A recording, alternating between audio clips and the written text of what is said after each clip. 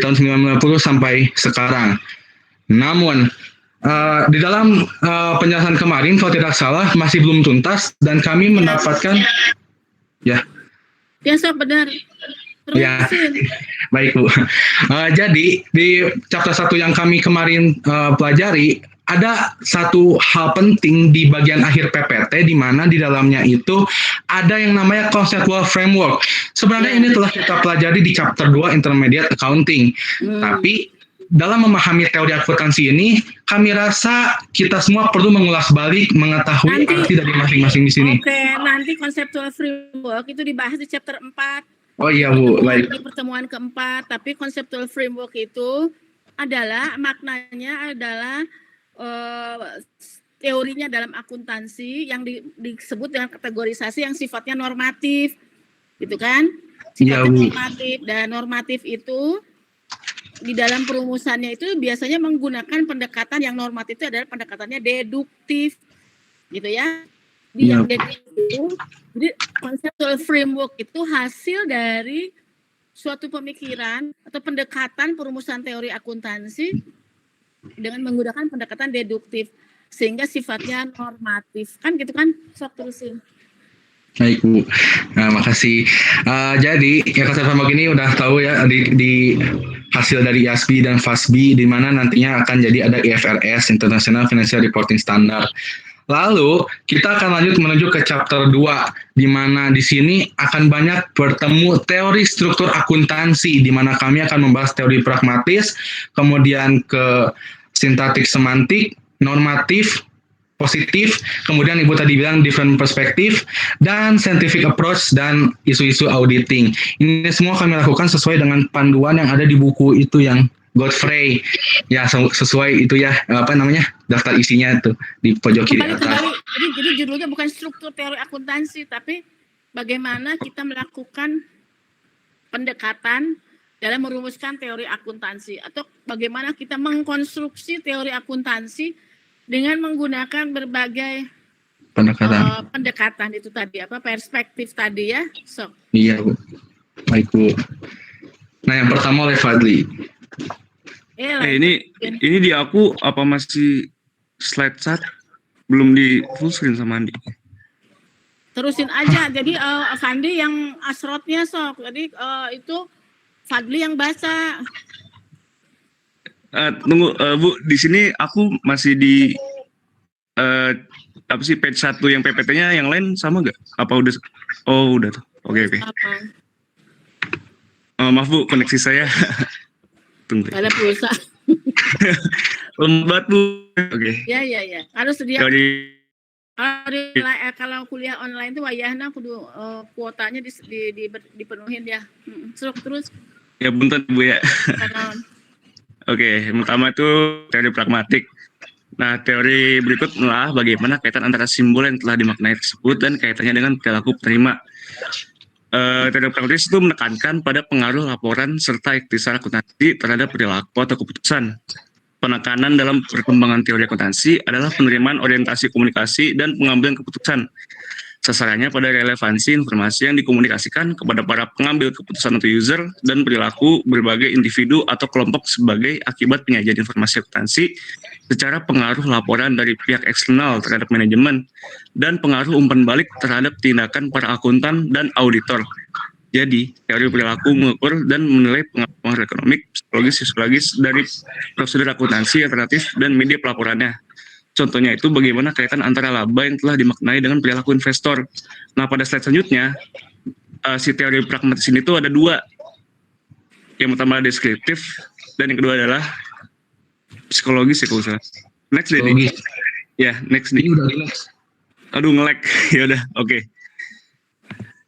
Teori pragmatis deskriptif mungkin merupakan metode tertua nih dan paling universal. Pengembangan teori akuntansi adalah dengan menggunakan deskriptif pragmatik. Dengan metode ini, kami terus mengamati perilaku akuntan untuk menyalin prosedur akuntansi dan prinsip-prinsip. Dengan demikian, itu adalah pendekatan induktif untuk mengembangkan teori akuntansi adalah cara paling populer untuk belajar keterampilan akuntansi. Sampai akhir-akhir ini, seolah akuntan dengan magang atau diberi artikel untuk berlatih akuntan selama beberapa tahun. Nah, beda nih dengan pendekatan pragmatis deskriptif, di mana ahli teori mengamati perilaku akuntan. Pendekatan pragmatis psikologis memerlukan ahli teori untuk mengamati tanggapan pengguna terhadap keluaran akuntan atau output seperti laporan keuangan. Nah, yang nilai itu adalah pengguna diambil sebagai bukti bahwa laporan keuangan berguna dan berisi informasi yang relevan. Nah, masalahnya dengan pendekatan psikologis itu adalah bahwa beberapa pengguna mungkin bereaksi dengan cara yang tidak logis. Beberapa mungkin memiliki tanggapan yang telah ditentukan sebelumnya atau bias, dan yang lainnya mungkin tidak bereaksi bagaimana mestinya. Kekurangan ini diatasi dengan berkonsentrasi pada teori keputusan dan mengujinya pada sampel besar orang daripada berkonsentrasi pada tanggapan individu.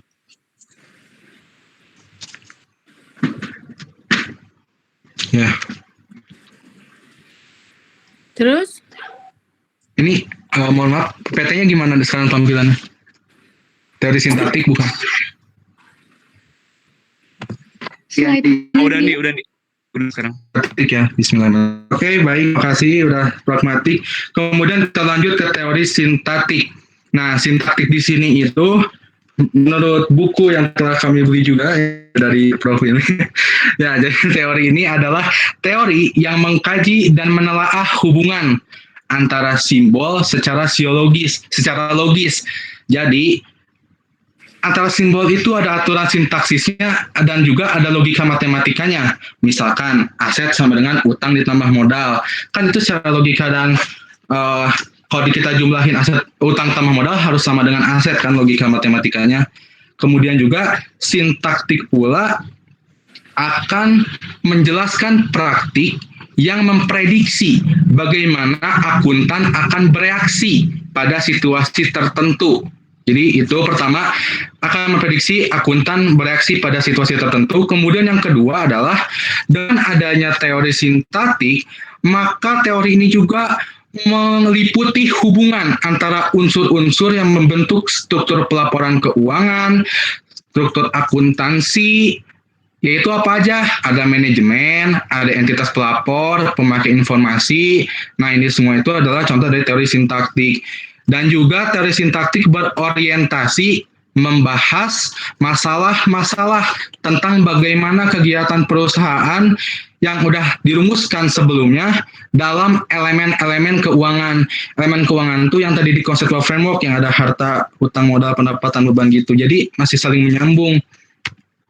Nah, kemudian teori semantik. Sekarang udah teori semantik ya di sesinya.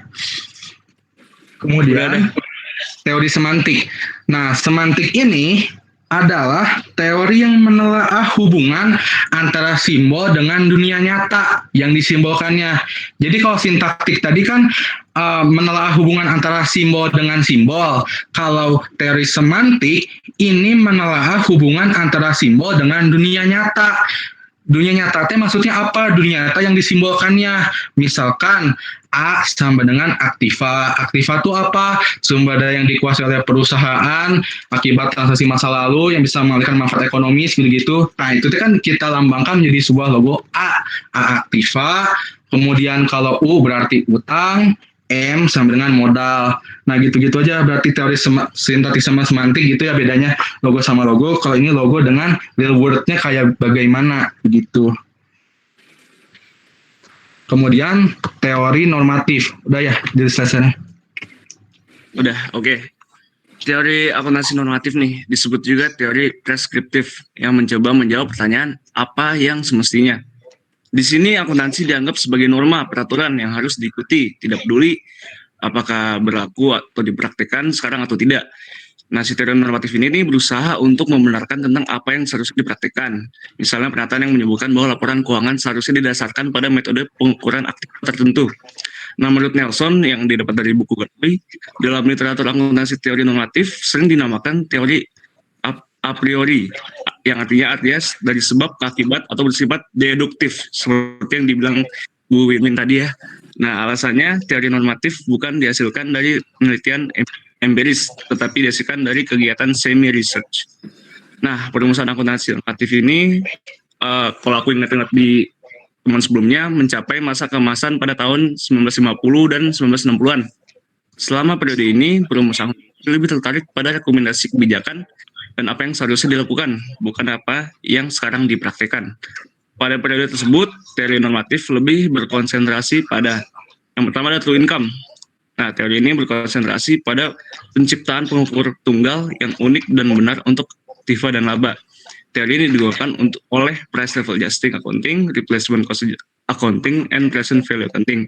Selain itu, teori normatif ini berkonsentrasi pada decision usefulness. Penekanan ini menganggap bahwa tujuan dasar dari akuntansi adalah untuk membantu proses pengambilan keputusan dengan cara menyediakan data akuntansi yang paling relevan atau bermanfaat. Next nih. Udah. Nah, lanjut sekarang kan tadi udah ya teori sintaktik, semantik, pragmatik. Nah, sekarang kita masuk ke positif. Apa sih teori positif itu? Teori positif itu berupaya menjelaskan sebuah proses yang menggunakan kemampuan, pemahaman, dan pengetahuan akuntansi serta penggunaan kebijakan akuntansi yang paling sesuai untuk menghadapi kondisi tertentu di masa mendatang.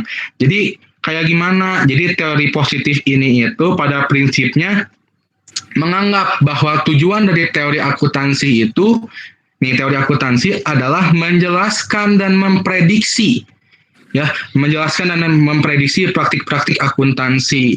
Lalu perbedaan teori positif dengan normatif dong apa kalau kayak gitu?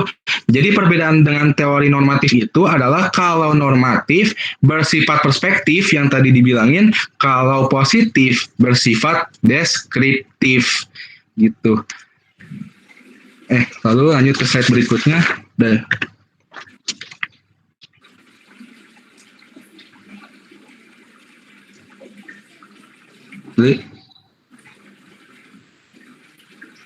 Oh ya, sorry.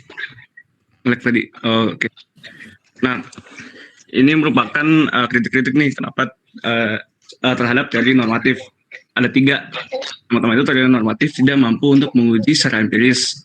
Kedua, teori normatif lebih banyak berfokus kepada kemakmuran investor secara individu daripada kemakmuran secara luas. Yang ketiga adalah teori normatif tidak mendorong atau memungkinkan terjadinya alokasi sumber daya ekonomi secara optimal di pasar modal. Nah, jadi gitu. Kita ngerti sintaktik, semantik, positif, normatif. Sekarang kita masuk ke bagian different perspective atau pandangan perspektif yang berbeda. Nah, di perspektif yang berbeda ini terbagi menjadi 2. Ada pendekatan ilmiah dan pendekatan naturalistik. Apa perbedaan utamanya? Kalau pendekatan ilmiah, itu mereka menggunakan pendekatan yang pakai metode ilmiah. Metode ilmiah itu kayak gimana? Kayak misalkan kita udah baca statistik, kita pakai buat menguji fenomena akuntansi. Nah, itu pendekatan ilmiah. Lalu kalau pendekatan naturalistik yang berarti ya natural. Misalkan kalau memperoleh pengetahuan tentang perilaku akuntansi, nah pendekatan yang dilakukan itu dengan mengambil pendekatan penelitian secara fleksibel.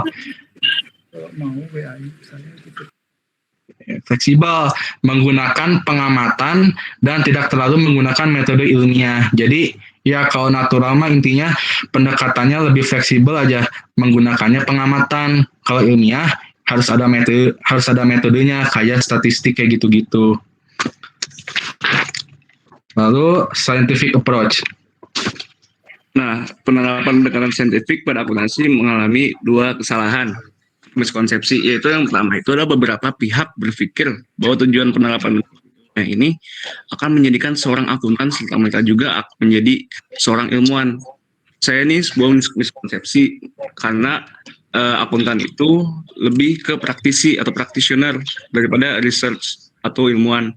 Yang kedua itu adalah pemikiran bahwa ilmu pengetahuan dapat menunjukkan kebenaran absolut, yang argumen tersebut tidak benar adanya. Ya. Nah, jadi scientific approach begitu, pendekatan secara saintifik ya. Nah, tapi sedikit mengulas juga kalau Nah, pendekatan tadi kan pendekatan secara saintifik. Kalau pendekatan penyusunan teori akuntansi, seperti yang Ibu bilang tadi, ada pendekatan induktif dan deduktif. Kalau ini belum ada di slide-nya, pendekatan deduktif itu apa? Ya, pendekatan deduktif itu dijelaskan di muka bahwa pendekatan deduktif dalam penyusunan teori akuntansi dimulai dengan dalil-dalil dan konsep-konsep dasar, kemudian ditarik kesimpulannya berupa kalau kita tahu prosedur akuntansi, teknik-teknik akuntansi, nah itu adalah pendekatan deduktif. Kalau pendekatan induktif itu adalah pendekatan yang dimulai dari pengamatan empiris, lalu kita tarik jadi kesimpulan umum, jadi generalisasi. Jadi kalau deduktif intinya berupa prosedur-prosedur, teknik-teknik akuntansi. Kalau induktif kita tariknya jadi suatu kesimpulan umum. Lalu pendekatan saintifik udah, pendekatan penyusunan teori akuntansi udah. Sekarang kita masuk ke auditing issue.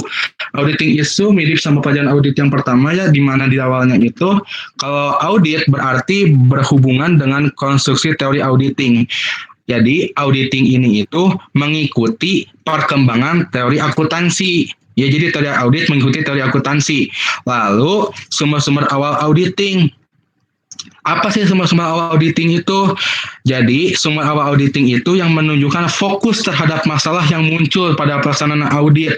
Makanya, dengan adanya audit kan bisa dideteksi kecurangan, bisa penemuan kesalahan, bisa benar nggak penerapan prinsipnya itu, atau nggak kita verifikasi akunnya benar nggak jumlahnya segini.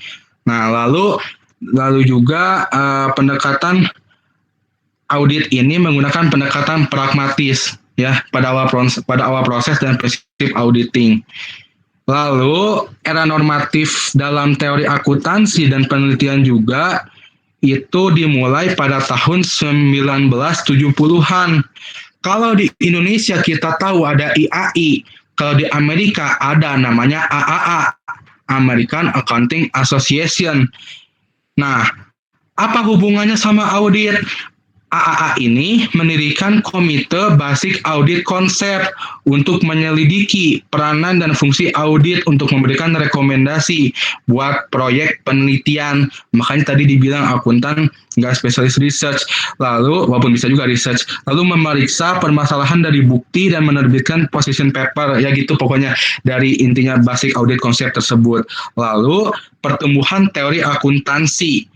Jadi teori akuntansi positif yang kita udah tahu muncul tahun 70-an itu diiringi dengan perubahan arah dalam penelitian audit. Jadi ceritanya itu kan kita terbagi dua ya. Tapi tenang aja, walaupun telah terbagi menjadi dua, keduanya sama-sama memegang teguh data empiris dan desain dalam kerangka positif atau ilmiah. Gitu. Lalu selesai chapter 2. Mohon maaf jika ada kesalahan perbuatan. Assalamualaikum warahmatullahi wabarakatuh. Kesalahan perbuatan apa? Tadi Bu lupa itu. Video. Segala kekurangan nih maksudnya. Kekurangan ya itu. Stop sharingnya. Cukup jelas atau ada yang ingin tadi kan saya di awal sudah memberikan pendahuluan ya. Ada yang ingin ditanyakan atau ingin didiskusikan? Bagaimana? Cuman tadi saya ingin meluruskan ya gini. Ketika pada tahap pra-science itu kan pendekatannya masih belum ilmiah gitu ya. Jadi pendekatannya itu masih pada pendekatan pragmatis saja. Artinya pendekatan pragmatis itu bagaimana suatu teori itu ada disusun hanya untuk memenuhi kebutuhan atau menyelesaikan masalah praktek saat itu saja. Ya. Jadi kebutuhannya misalkan kalau ditemukan teori X itu misalkan metode X untuk melakukan misalkan penyusunan laporan keuangan, maka teori ya itulah yang dipakai. Jadi pragmatis gitu ya. Ya hanya untuk kegunaannya hanya memecahkan masalah dalam praktek ini asal ada saja gitu kan gitu. Tapi memang itu sifatnya positif karena hanya didasarkan pada amatan saat itu ya. Kan kita harus belajar dulu apa sih induktif, apa itu deduktif dulu, itu dulu ya yang harus paham dulu. Ya. Nah, Kemudian yang kedua itu adalah juga pendekatan psikologis ya, psychological. Jadi di situ yang diamati itu bagaimana hanya perilaku akuntan dalam saat melakukan penyusunan laporan keuangan atau pemeriksaan laporan keuangan. Jadi diamati gitu ya.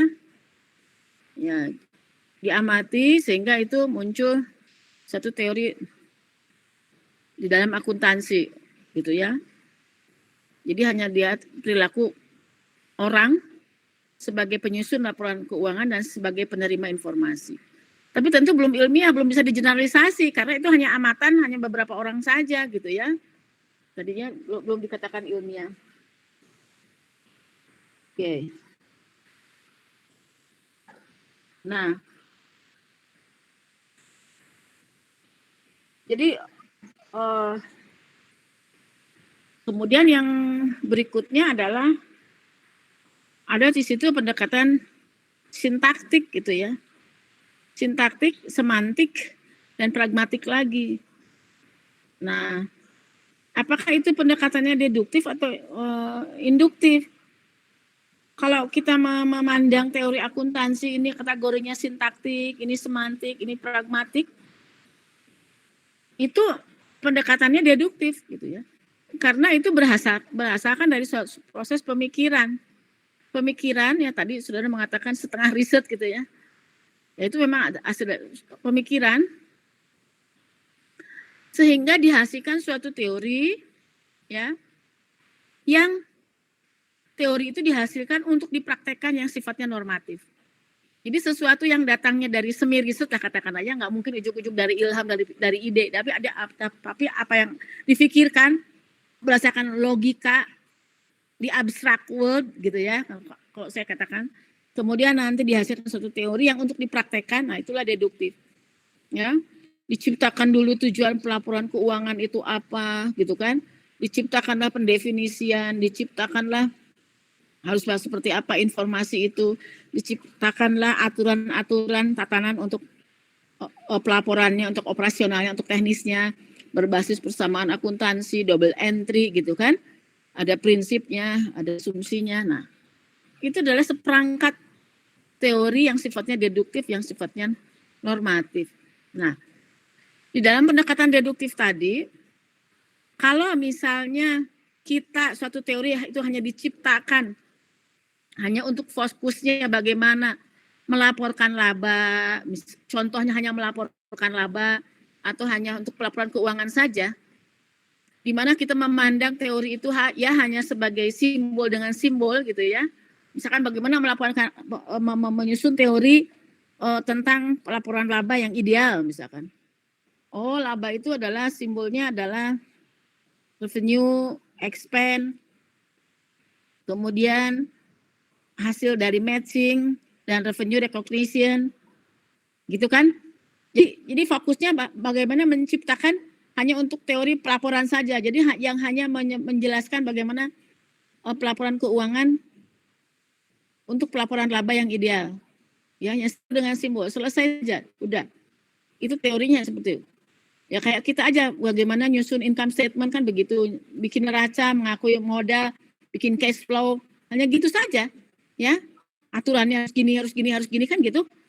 Cash flow metode langsung, cash flow tidak langsung, itu kan teori. Teorinya seperti itu. Bagaimana mengadjust dari accrual ke cash basis kalau cash flow itu. Bagaimana kita mengakui laba, bolehkah dialokasi kan gitu kan. Bagaimana kita mematchkan, bagaimana revenue recognition-nya, bagaimana expense recognition-nya kan gitu. Ya, aturan realisasinya seperti apa, nah itu. Nah, kalau kita hanya memfokuskan pada itu saja, yaitu berarti bisa dalam tatanan kategori sintaktik. Jadi kita hanya harus pakai cost principle, neraca dicatat berdasarkan historical cost, kan gitu kan. Belum ada seperti sekarang kan boleh menggunakan fair value atau kan historical cost kan tidak. Kalau sekarang kan berkembang teorinya. Ketika menggunakan fair value itu, oh labanya yang unrealized diakui. Nah, kalau kita hanya berkutat pada masalah pelaporan simbol dengan simbol itu intinya ya itu berarti dalam tatanan sintaktik. Tapi kalau kita mengkaji suatu teori ketika kita melaporkan simbol tadi laba misalnya, lalu diartikan dengan fenomenanya, dunia nyatanya itu apa gitu. Tadi saudara menjelaskan, aset itu adalah definisinya adalah bla bla bla sumber daya manusia, manfaat sumber daya ekonomi, yang dikuasai oleh satu entitas. Di dalam manfaat ekonomi itu kan gitu kan, dikendalikan oleh satu unit usaha. Nah, itu kan baru pendefinisian. Di real world itu aset itu yang seperti apa? Makanya ketika sudah memandang meja, memandang bangunan, itu aset tetap, kan gitu kan? Cuman yang piutang tuh nggak bisa dibayangkan kayak gimana bentuknya kan? Karena bukan imajiner, karena kan abstrak kan? Tapi ketika memandang mobil, itu equipment masuk ke mesin, mesin ada di laporan keuangan. Nah, cuman ketika kita memandang laba, kalau dalam semantik itu, semuanya diartikan fenomenanya apa laba itu. Laba itu kan wealth, gitu ya, kesejahteraan. Lalu kesejahteraan itu seperti apa sih? Yang sejahtera itu, maka pakailah pendekatan ekonomi. Menurut sejahtera itu seperti apa gitu ya? Yang disebut sejahtera itu. Jadi apakah sama laba akuntansi dan laba ekonomi? Laba itu kesejahteraan itu kan bla bla bla. Jadi kita bisa membayangkan, yang sejahtera itu yang bisa makan 3 kali sehari gitu kan? Kan itu kerasa kan manfaatnya abstraknya itu. Konkretnya itu terbayang gitu kan ya. Jadi artinya gini, semantik itu bagaimana kita dalam menyusun suatu teori itu untuk bisa mengkaitkan antara simbol tadi ya yang telah dimaknai tadi dengan dunia nyatanya gitu. Ya. Tangible asset kan terbayang ya seperti apa. Tapi laba itu seperti apa? Nah, maka dirumuskan, maka kita belajar nanti ketika membahas laba itu kita akan membahas laba dari sisi semantiknya. Laba itu apa? Laba ekonomi itu bagaimana? Yang sejahtera itu yang seperti apa? Laba itu seperti seperti wealth ya, seperti air yang mengalir itu yang harus kita konsumsi. Apa bedanya dengan capital? Gitu kan? Nah, semantik itu. Nah, lalu pragmatik lagi dalam pendekatan deduktif itu kalau kita menyusun suatu konstruksi teori akuntansi, kita membahas bagaimana simbol yang telah dimaknai itu dikaitkan dengan penggunanya, dengan manusianya. Lalu dibahaslah bagaimana misalkan perilaku pengguna ketika mereka menerima informasi laba. Bagaimana kegunaan laba itu? Laba itu untuk mengukur kinerja, untuk ini gitu ya. Jadi dirumuskanlah teorinya apa fungsi laba, ya. Dilakukanlah riset yang berkaitan dengan masalah perilaku orangnya itu ya terhadap informasi akuntansi yang nanti akan digunakan pendekatannya bukan deduktif lagi tapi induktif. Nah, lalu pendekatan induktif itu adalah pendekatan ilmiah yang digunakan dalam perumusan akuntansi yang dimulai dari amatan.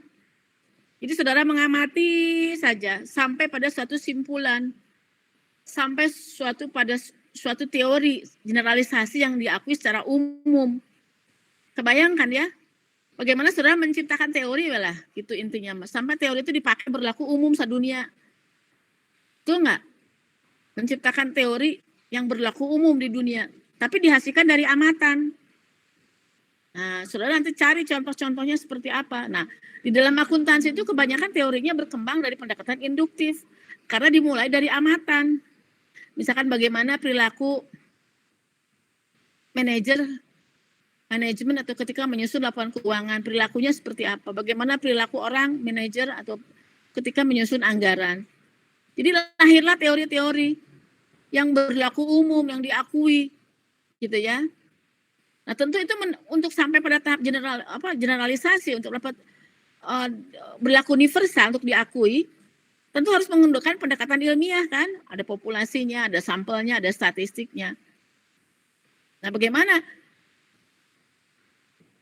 pendekatan teori akuntansi yang menggunakan pendekatan deduktif, induktif itu seperti apa?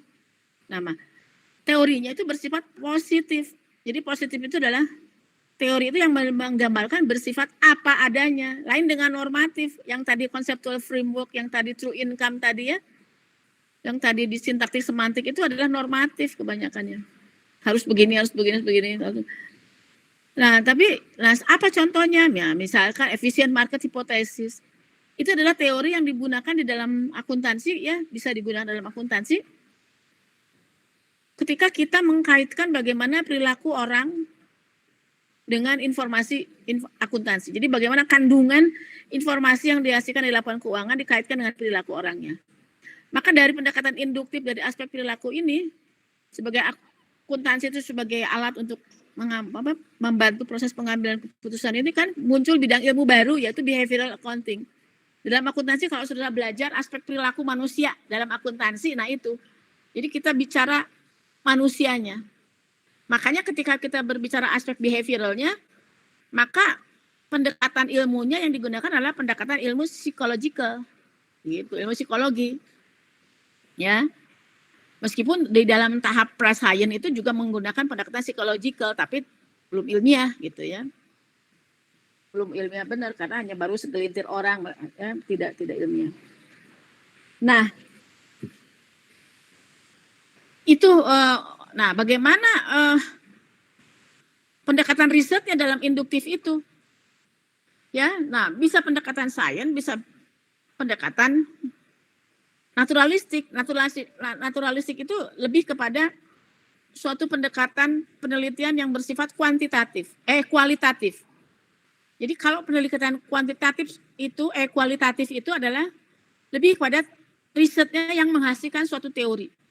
Ya, nah tadi di bukunya Godfrey itu dijelaskan bahwa dalam natural science itu metodologinya adalah metodologi kualitatif di mana belum ada teori sebelumnya dan memang itu diciptakan untuk menghasilkan teori, gitu ya. Metodologinya itu adalah exploratory, experience event ya, unstructured. Ya, no prior teori, tidak ada teori sebelumnya, ya.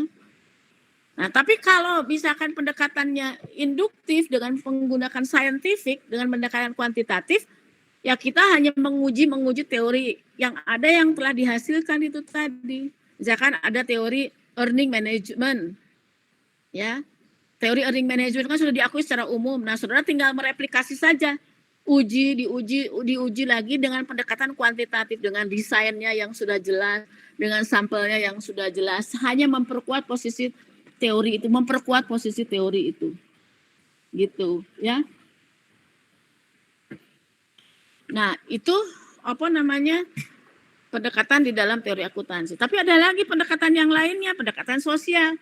Bagaimana akuntansi itu dipandang sebagai penghasil informasi, di mana informasinya itu digunakan harus memberikan manfaat kepada kesejahteraan sosial. Bagaimana merumuskannya bahwa informasi akuntansi yang dihasilkan itu berguna bagi kesejahteraan masyarakat. Maka dirumuskanlah teori-teori yang yang lebih berorientasi pada kesejahteraan masyarakat. Dalam hal ini tentu bagaimana pelaporannya, teori pelaporan keuangannya. Nah, sudah ada belum teori pelaporan akuntansi sosial yang baku seperti di laporan akuntansi keuangan, laporan keuangan yang sekarang? Ya, yang paling ada ya paling baru sifatnya kualitatif ya, laporan akuntansi sosial itu yang disebut dengan social responsibility disclosure itu kan masih sebatas kualitatif laporannya. Enggak ada misalkan akuntansi manfaat sosial sekian, biaya sosial sekian gitu ya. Semuanya dimasukkan dalam harga pokok kan. Nah, ini yang dikehendaki itu dalam pendekatan sosial itu bagaimana pelaporannya, pendekatan sosiologis itu, ya. Bagaimana sehingga informasi dan pelaporannya itu adalah melaporkan, menggambarkan untuk kesejahteraan masyarakat perumusan teorinya. Pendekatan ekonomi tadi sudah saya jelaskan bagaimana ketika kita melaporkan informasi akuntansi itu bisa memprediksi, bisa menjelaskan kondisi ekonomi yang real, yang sebenarnya. Bisa nggak bagaimana? Nah kadang-kadang laporan keuangan ini kadang-kadang berbeda dengan laporan keadaan ekonomi sebenarnya. Karena itu tadi tidak memasukkan misalkan indikator-indikator ekonomi. Sehingga tidak bisa laporan keuangan itu dijadikan indikator untuk kesejahteraan suatu bangsa misalkan. Betul nggak? Beda gitu kan.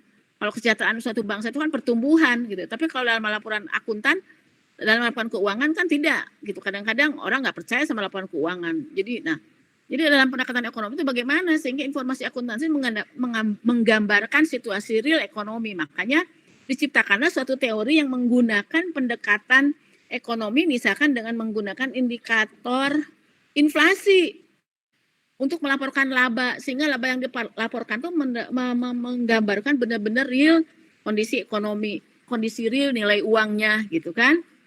Makanya ada standar inflasi kan, accounting inflation itu di SFAS nomor 52 kalau tidak salah. Di situ bagaimana kita caranya melaporkan informasi keuangan dengan menggunakan proksi inflasi. Ya. Ada cara-caranya. Ya, tidak hanya cara yang seperti sekarang saja, income statement harus begini-begini, tapi ketika inflasi. Nah, itu pendekatan ekonomi. Ya. Oke. Nah, itu. Nah, sekarang bagaimana kontribusi teori akuntansi terhadap isu-isu di dalam auditing? Tadi sudah dijelaskan. Namanya audit itu kan menganalisis. Jadi kalau akuntansi keuangan itu kan sintesis ya, bagaimana menyusun laporan keuangan. Kalau audit itu kan mengurai, menganalisis, memeriksa. Makanya tadi teori auditing itu akan disokong oleh teori akuntansinya. Ya, bagaimana untuk memeriksa laporan keuangan, bagaimana untuk memeriksa laporan keuangan, bahwa laporan keuangan ini wajar, laporan keuangan ini sehat, bagaimana itu kan tergantung konstruksi teori akuntansinya, teori pelaporan keuangannya seperti apa, yang wajar seperti apa, kan akan ngikutin seperti itu. Meskipun demikian teori-teori auditing juga nanti akan berkembang juga dari teori akuntansi keuangannya yang sama disusun bisa menggunakan pendekatan induktif dan pendekatan regulatori. Karena yang menciptakan teori dalam auditing ini harus begini itu ada suatu badan namanya AA tadi, American Accounting Association. Kalau di kita kan norma akuntansi profesi ya, IAP ya. Betul nggak? SPAP ini dalam audit ya, regulatori. Jadi diciptakan seperti itu. Ya, jadi pendekatannya eklektik, bisa regulatori, bisa pendekatannya induktif. Jadi sokongan teorinya dalam ilmu audit dan accounting juga ya seperti itu ya. Di dalam akuntansi keuangan pun pendekatan regulatori itu dipakai terutama nanti di dalam penetapan standar akuntansi ya, di chapter 3 nanti. Standar akuntansi itu lebih merupakan suatu apa ya? Suatu peraturan atau aturan atau kebijakan yang diatur oleh badan yang berwenang. Ya, oleh badan yang otoritatif ya. Itu. Baik, itu saja ringkasannya, semoga bisa dipahami. Bisa dipahami enggak? Bisa, Bu. Halo? Oke. Ya, ada pertanyaan? Ini tuh kita enggak melihat wajahnya ya. Karena kalau melihat wajahnya kita bicara juga cewawaan yang enggak apa-apa ya. Dibuka kalau ada yang ingin ditanyakan nanti angkat tangan saja. Yang akan ditanyakan ke kelompok 1 gitu. Silahkan.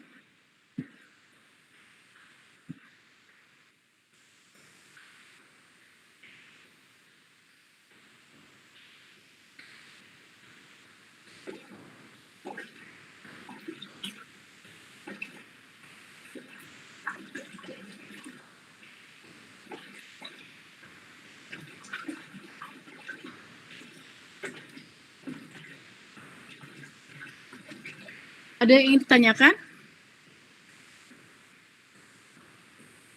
Halo? Kalau dari saya belum ada, Bu. Belum. Atau siapa yang mau nanya? Diskusi yang nggak jalan, belum baca ya?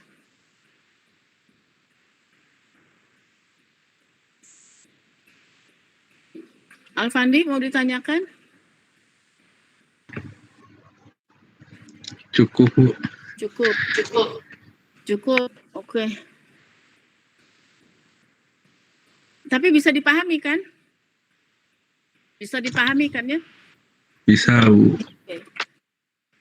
Bisa, Bu. Bu, saya mau nanya, Bu. Silakan.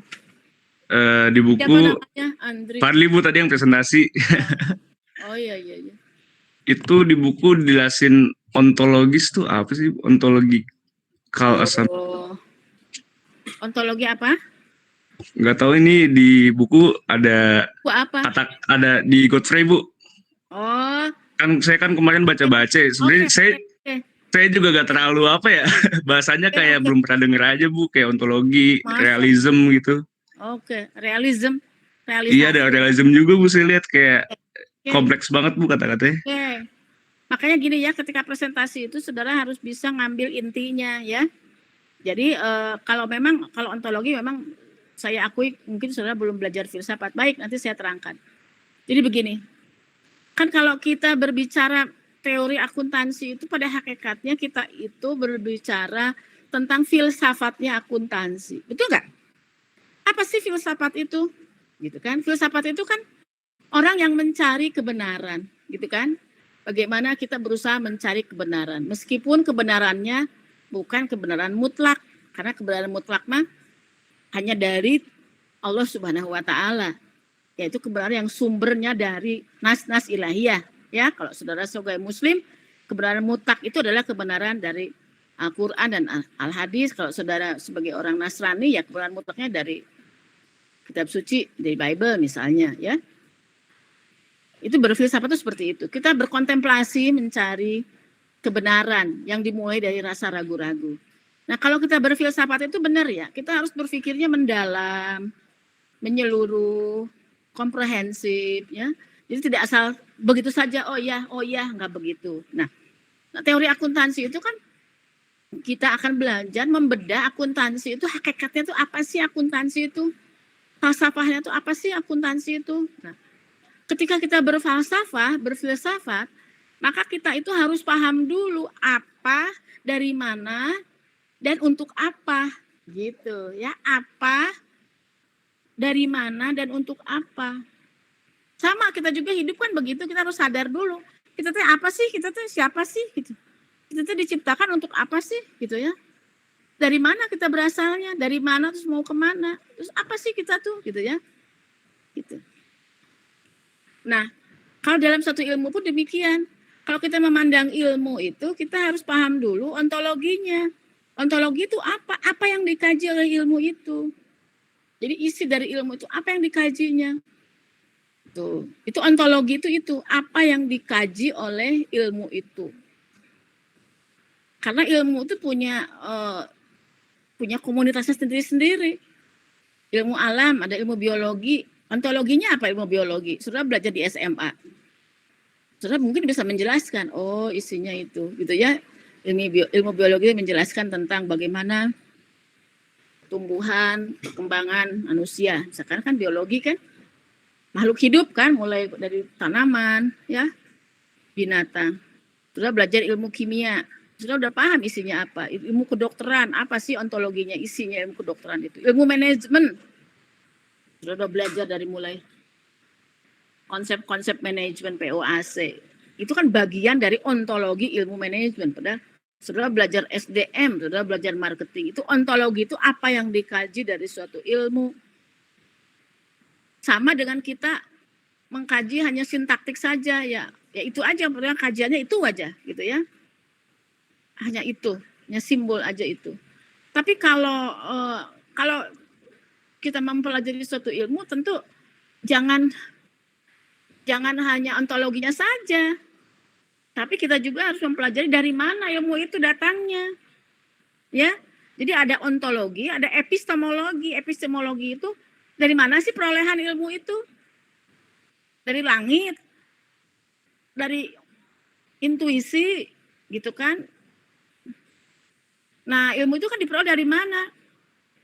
Dari suatu amatan, ataukah dari suatu temuan?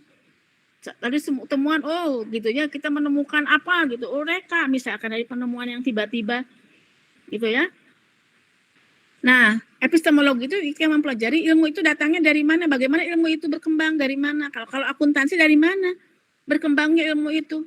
Sumber ilmu itu kan macam-macam, ada dari riset. Makanya riset dengan akuntansi itu, riset dengan ilmu akuntansi itu dalam satu ilmu itu tidak boleh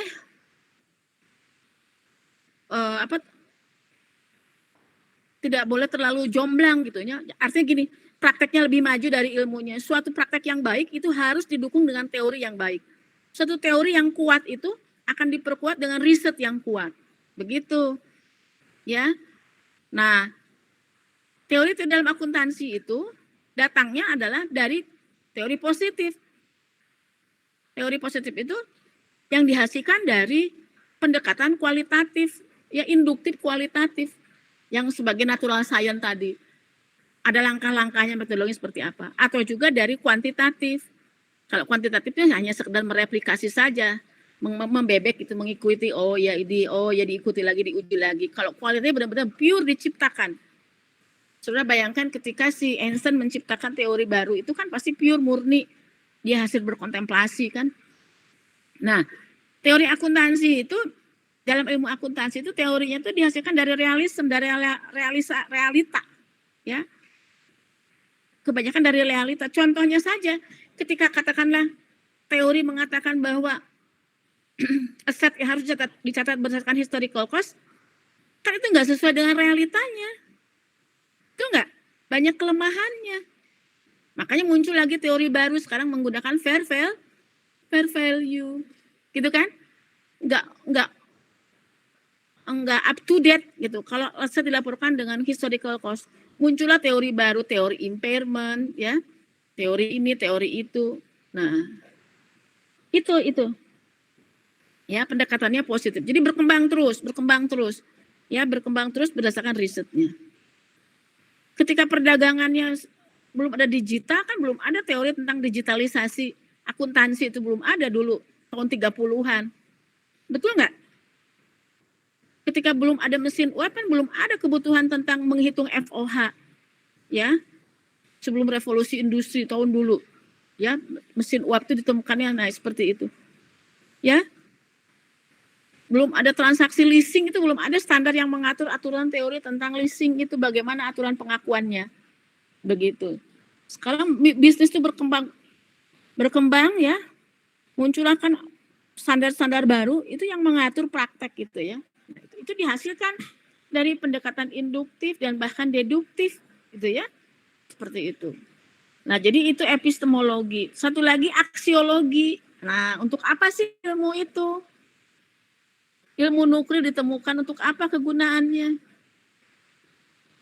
Ya, bom atom ditemukannya untuk apa? Misalkan, gunanya itu untuk apa? Untuk kesejahteraan manusia kan? Ya, akuntansi juga demikian. Sebagai ilmu terapan itu gunanya untuk apa? Untuk menggambarkan realita ekonomi boleh. Ya, untuk menggambarkan performa perusahaan, iya kan gitu. Jadi aksiologi itu adalah guna ilmu itu, guna laksana dari ilmu itu. Begitu. Jelas ya Alfandi? Siapa Fandi? Fadli ya? Iya Bu. Iya. Berarti dari mana itu teori itu ya Bu ya, ontologi itu? Bukan dari mana. Apa? Apa? Iya benar. Apa yang dikaji? Kajian dari. Saudara kan bisa belajar, bisa berkontemplasi ketika saudara belajar pengantar akuntansi sampai advance. Apa sih binatang akuntansi itu isinya? Gitu kan ya? Gitu kan? Kalau sudah berpikir ekstrim, kenapa sih namain accounting kalau ilmu itu nggak akuntologi? Gitu kan bisa saja. Atau nggak akuntika, gitu kan? Begitu. Ilmu matematika. Nah, untuk apa sih matematik itu? Gunanya. Tapi ketika kita mendengar matematik, kita udah tahu isinya apa. Ilmu itu ontologi. Ya, yang dikajinya apa. Baik, ada lagi? Mau nanya Bu, Ya. kalau akuntansi itu jadinya ilmu pengetahuan murni atau ilmu pengetahuan apa ya? Bukan banyak teori-teorinya gitu-gitu. Ya tergantung kita memandangnya seperti apa. Mau akuntansi mau sebagai teknologi juga boleh. Akuntansi sebagai sistem juga boleh. Akuntansi sebagai ilmu juga boleh. Akuntansi sebagai seni juga boleh. Betul nggak? Betul. Nah, jadi sekarang kita harus tahu tadi kan saya sudah jelaskan ilmu itu apa. Ilmu itu adalah pengetahuan yang diperoleh secara ilmiah, secara sistematis. Yang bagaimana yang sistematis itu? Ilmu yang diperoleh dengan menggunakan cara-cara ilmiah, yaitu menggunakan pendekatan deduktif dan induktif, menggunakan pemikiran logik dan pemikiran empiris. Tidak bisa suatu ilmu dikatakan hanya menggunakan pendekatan deduktif saja, tapi harus apa yang ada di pikiran manusia itu harus diuji kebenarannya. Betul nggak? Secara umum. Nah, misalkan gini, ketika saya mau mengatakan teori bahwa gaya hidup itu akan mempengaruhi tingkat kesehatan. Nah, supaya itu berterima umum menjadi teori, itu kan harus diuji dulu kebenarannya. Betul nggak? Betul? Nah, itulah ilmu. Nah, akuntansi ilmu. Ya, ilmu. Karena apa? Ya, bisa teori-teori yang dihasilkannya itu adalah menggunakan pendekatan induktif dan deduktif, artinya dari amatan, kemudian diulangi menggunakan metodologi emulasi ilmiah, lalu jadikan teori, diuji lagi, terus aja begitu. Ya, akuntansi seni, ya boleh seni. Ya seni, karena di situ ada unsur apa judgment, pakai hati, ya. Ada judgment-nya kan seni mah yang sesuatu berkaitan dengan hati. Ada kejujuran, ada kebenaran, ada etikanya, harus rapi, ya, ada rasanya. Akuntansi sebagai teknologi bisa. Teknologinya itu apa? Softwarenya itu. Software yang berisi conceptual framework. Itu kan software, ya. Kalau teknologi itu untuk mempermudahkan kehidupan manusia, teknologi itu. Nah, akuntansi juga begitu. Persamaan akuntansi, conceptual framework itu kan untuk mempermudah. Memberikan informasi. Bayangin kalau nggak ada persamaan akuntansi, nggak ada logika aritmatik, debit kredit, bagaimana melaporkan neraca, laporan rugi laba, cash flow, perubahan modal. Betul nggak?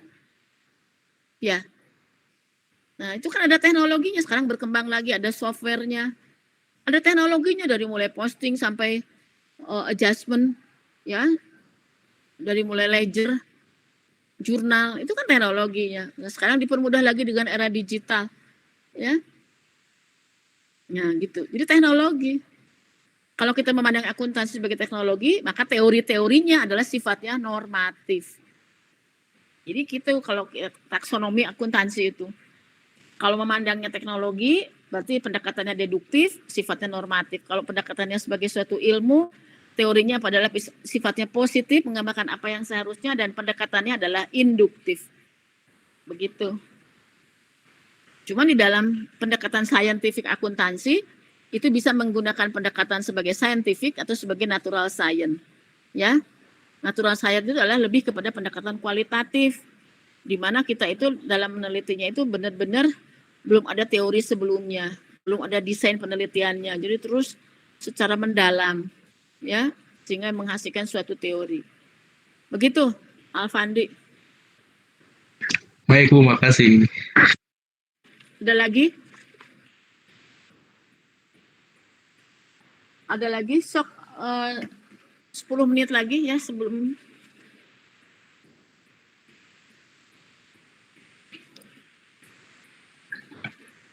Siapa yang lagi yang akan nanya? Ini didengarkan? Enggak, jangan-jangan saudaranya ke dapur atau ke kamar mandi atau kemana? Ada, Bu. ada Bu. Ada Bu. Ada Ibu. Ya, silakan ada yang ditanyakan lagi?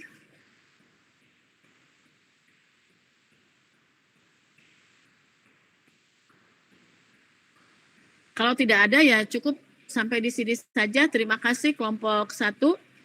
Minggu depan kelompok 2 ya. Mudah-mudahan lebih tadi juga udah cukup jelas. Jadi kalau baca buku teori akuntansi apapun, itu tarik dulu isinya karena di situ banyak dapat banyak footnote-nya ya, yang kadang-kadang itu sebagai penjelas aja dia mencuplik dari mana gitu. Tapi intinya apa gitu, ya. Baik, kalau tidak ada sampai di sini, terima kasih. Nanti tinggal absen ya. Oke, Bu. Baik, Ibu. Ya. Saya live ya. Saya live. Assalamualaikum warahmatullahi wabarakatuh. Waalaikumsalam. Waalaikumsalam. Terima kasih banyak, Bu. Terima kasih, Bu.